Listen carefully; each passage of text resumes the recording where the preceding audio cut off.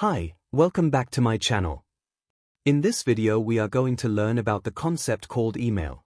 Let's begin. Email stands for electronic mail. It is a service that allows people to send and receive messages through the internet.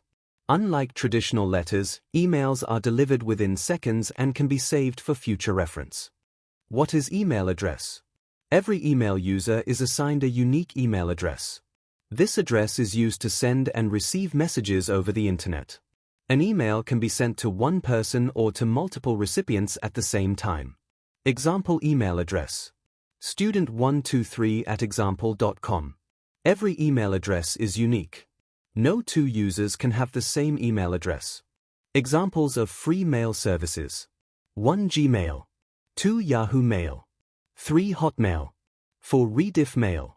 These are the few examples of free email services provided on internet.